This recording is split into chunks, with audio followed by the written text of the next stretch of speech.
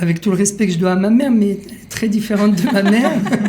Et je me suis dit, je veux tout sauf une Marocaine. Non, là, je vais me faire gronder quand ma mère va entendre l'émission, mais... Russes, Éthiopiens, Français, Israéliens, Ashkénazes et Séfarades, à l'image de la société israélienne, les couples ici en Israël sont mixtes, plein de saveurs, de mélanges, et on va en parler aujourd'hui dans Pas d'amalgame.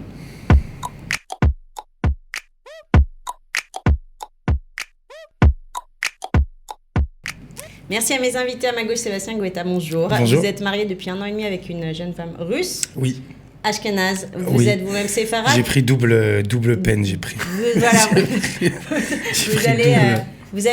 On va parler ensemble de tout ce qui peut rapprocher, séparer ces couples ici qu'on trouve spécialement en Israël, avec des différences qui peuvent être parfois merveilleuses, parfois difficiles à vivre.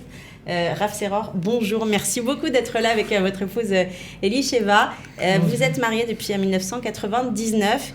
Et moi, j'étais partie plus sur une émission sur les nationalités, et puis vous m'avez dit Ashkenaz Séfarade, c'est quand même un gros morceau. C'est difficile, un couple Ashkenaz Séfarade.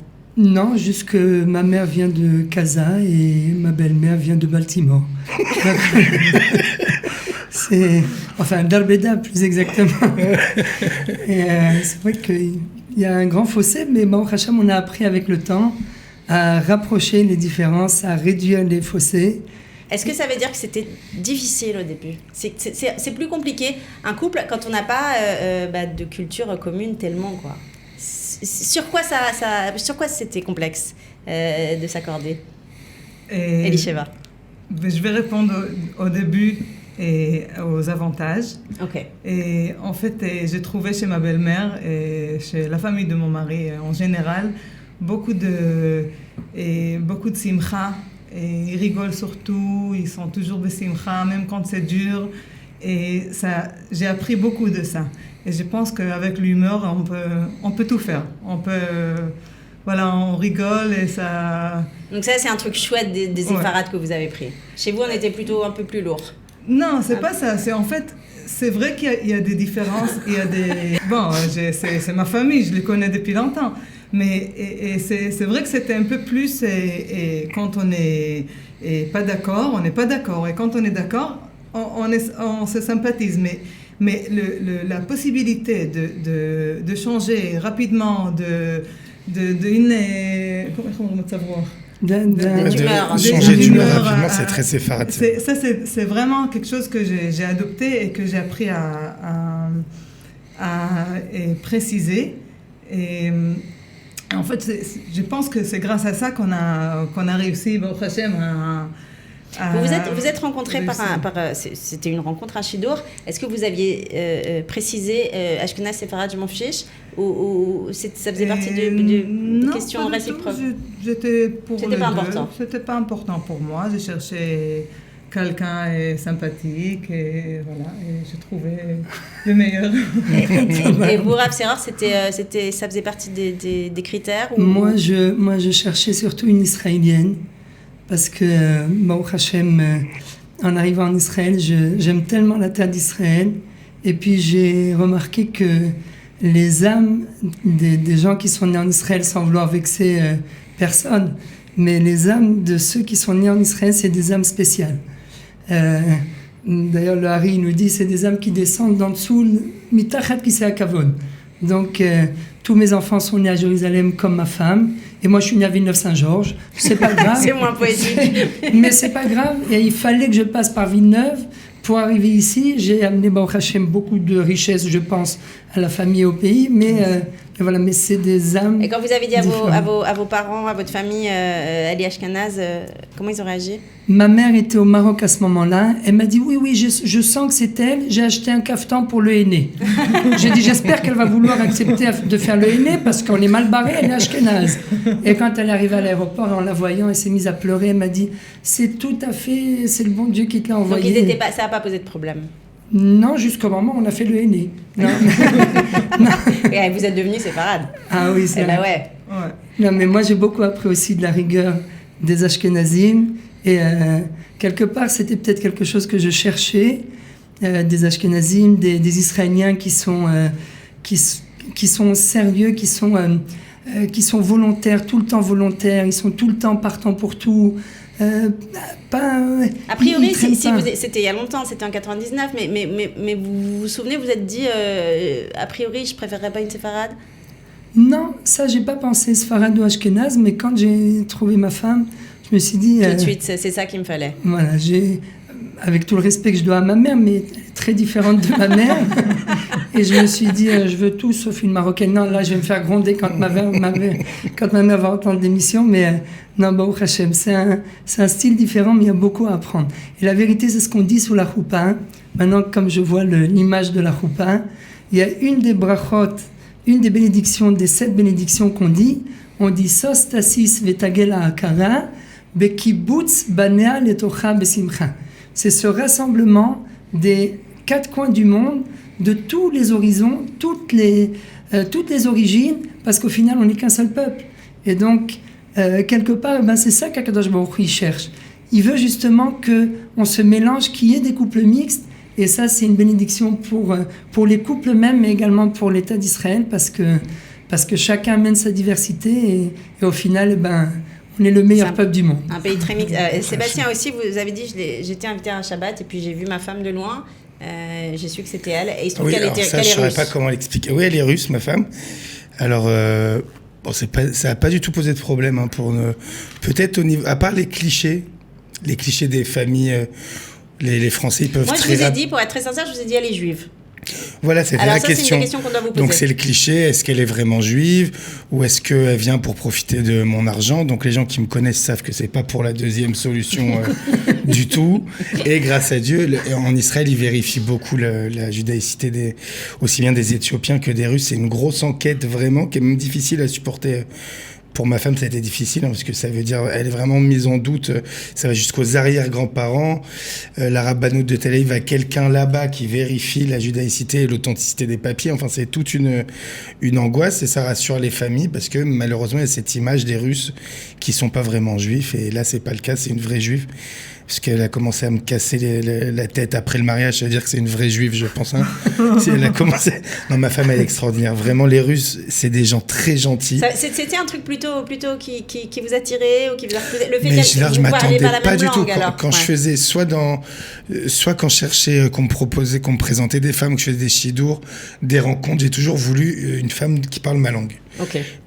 Parce que c'est mon truc de parler et finalement ça s'est fait par hasard comme ça, si le hasard existe, et je suis très content qu'elle parle pas ma langue. Vous avez parlé quoi quand vous êtes on parle au pas départ? On ne parle pas du tout. Ça marche on mieux. ne parle pas, c'est la solution pour le Shalom Bayit. Ne parlez pas à vos femmes, voilà. Évitez toute discussion, ne rentrez dans rien.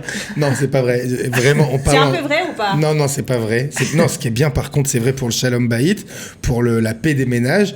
C'est vrai que forcément, quand on se dispute, puisque ça arrive forcément, malheureusement, les disputes, on est moins blessant, on est moins vexant. On a moins le mot juste et exact, quoi. Ouais. Dans les petits moments d'ego où on a envie de vexer l'autre et d'avoir raison parce qu'on est bête, à des moments de dispute, on est bête, au moins, on va pas dire des mots qui blessent. On est obligé de rester un peu flou, ouais. On entend bien que l'autre, il est énervé quand même. Hein. On n'est pas stupide non plus. Mais en russe, on voit pas trop la différence en vrai. Je t'aime ou tu m'as cassé les pieds, ça fait... Dans tous les cas, ça fait un peu interrogatoire du KGB. YouTube ou Blue, c'est je t'aime. On dirait pas un truc doux comme Ti amo, italien. C'est pas du tout la même ambiance.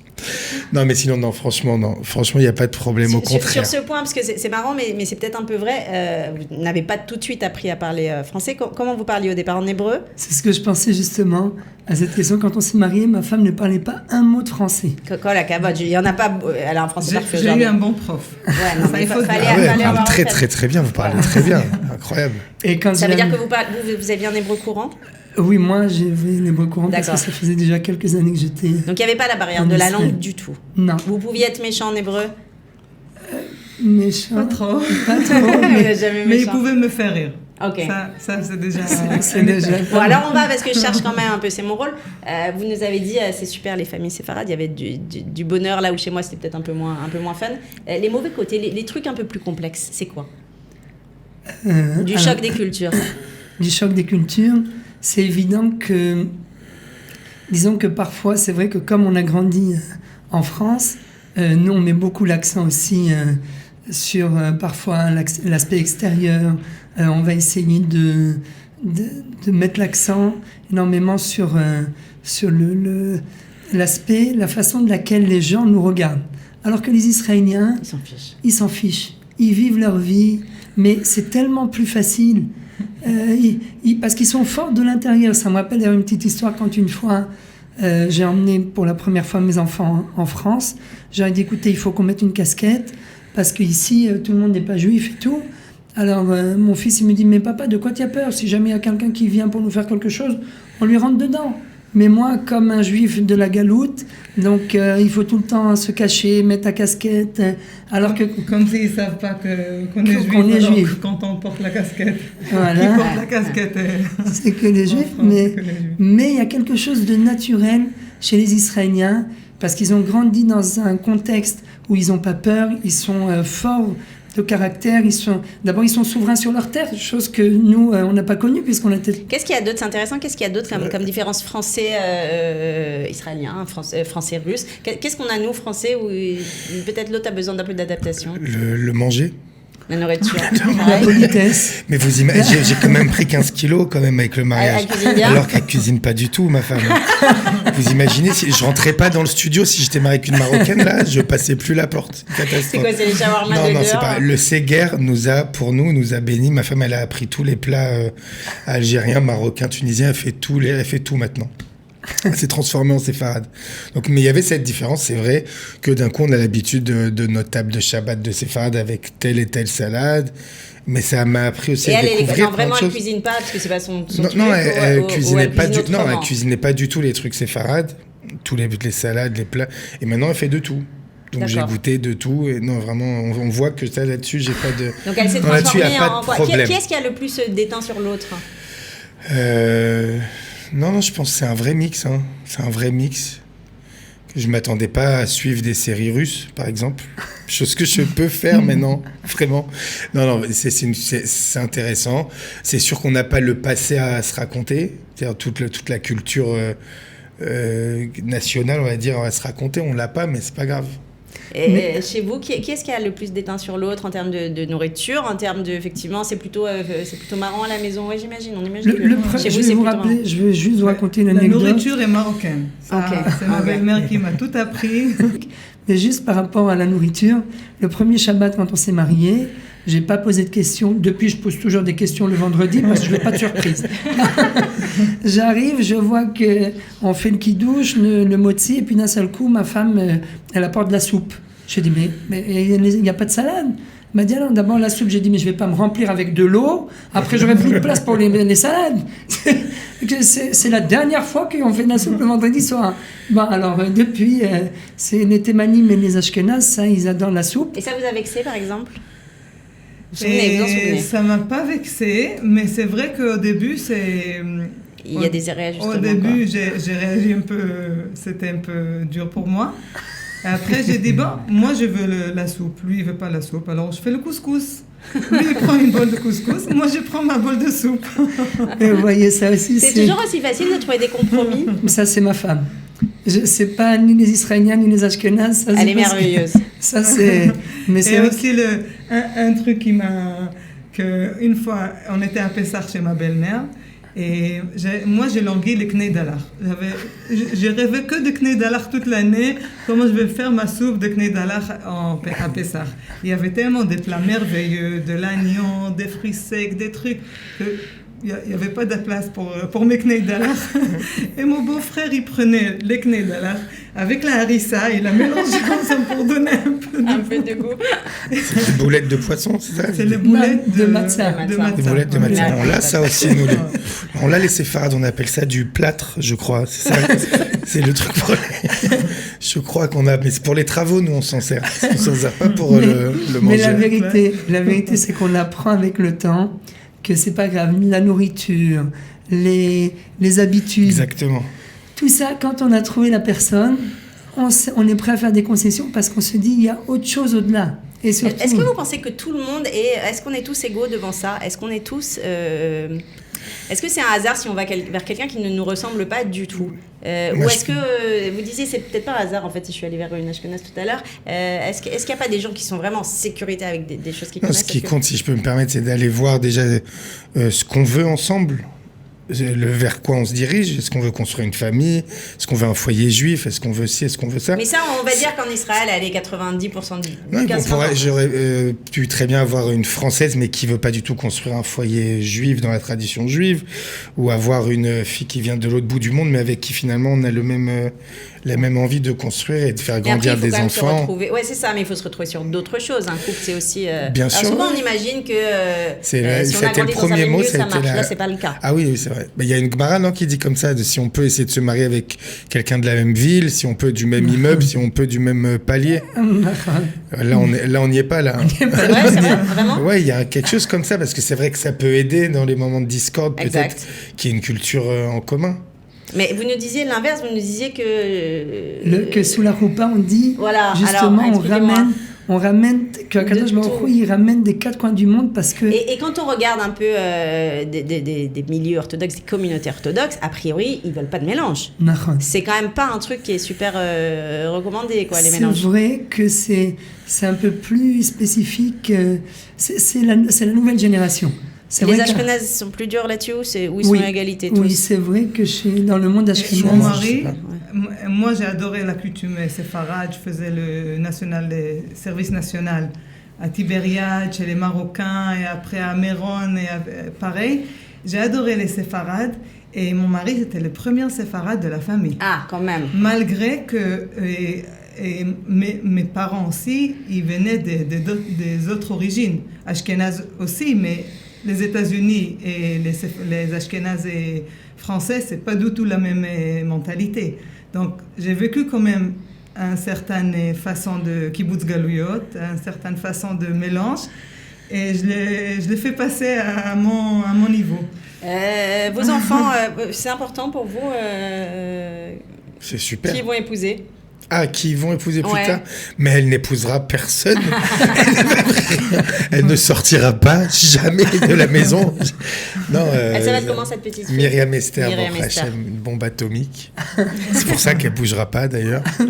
Non, ce qui est super en tout cas, c'est les langues maintenant qu'elle va avoir. Déjà, ça c'est extraordinaire. Donc vous allez lui parler quoi? Moi, je lui parle en français tout le temps. Ma femme, elle lui parle en russe. On parle en hébreu devant elle ensemble. Donc, elle aura l'anglais avec l'école, sûrement en plus. Donc, c'est bien, non? Pour ça, c'est bien. Vos enfants parlent pas. Vous parlez merveilleusement bien français, mais vos enfants moyennement, c'est ça, hein? Oui, moi, la vérité, c'est que j'ai pas réussi à parler avec mes enfants en français. Ok. Alors, c'est vrai qu'il y a un côté, comme vous disiez tout à l'heure, de moi qui connaissent pas vraiment. Par exemple, moi j'adore Rabbi Jacob, mais bon, ils connaissent maintenant Rabbi Jacob, ils l'ont vu. Ça y est, ils l'ont vu. Ils se sentent pas à moitié français, quoi. Ils se sentent israéliens.